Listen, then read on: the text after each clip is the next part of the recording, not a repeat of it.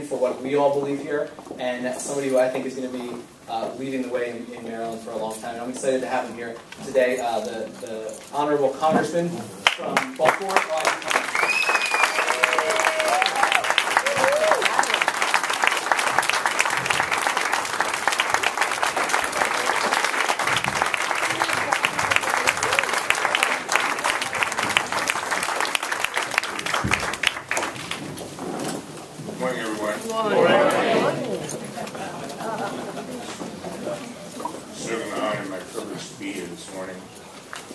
Thank you, Jason, for your very kind words.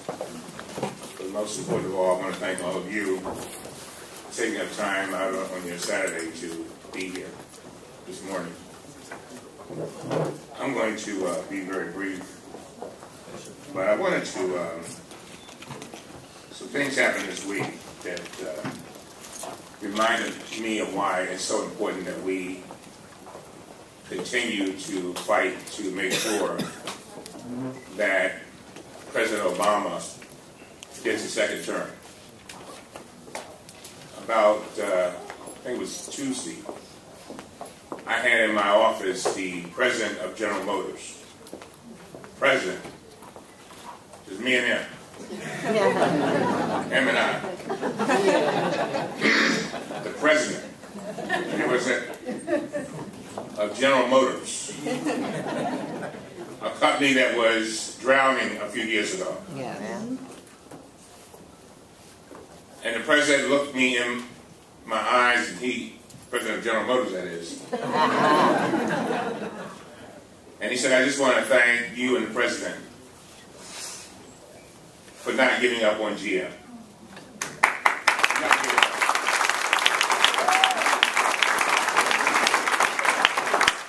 He said to me that there were others that said, let GM die.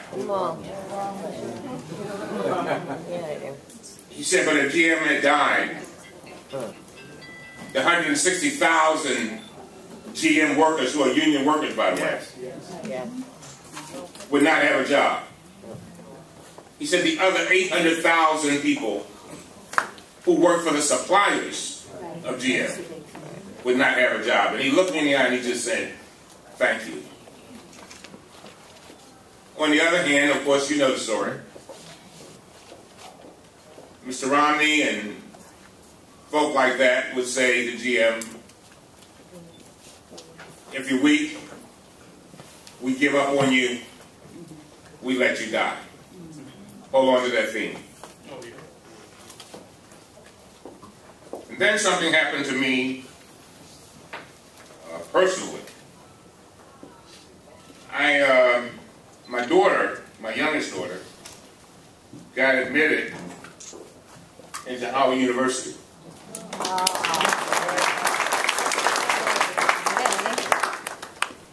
And it was very emotional for me, Glenn.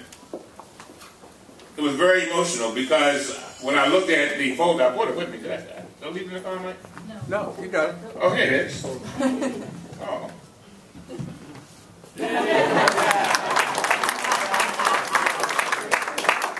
See, I graduated from Howard. Yes. And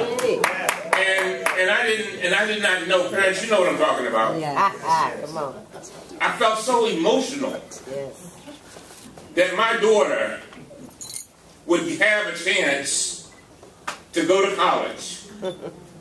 Because one of the things that I have said to her is, I will not be able to leave you fortune, but I can leave you with a good education so that you can create your own fortune.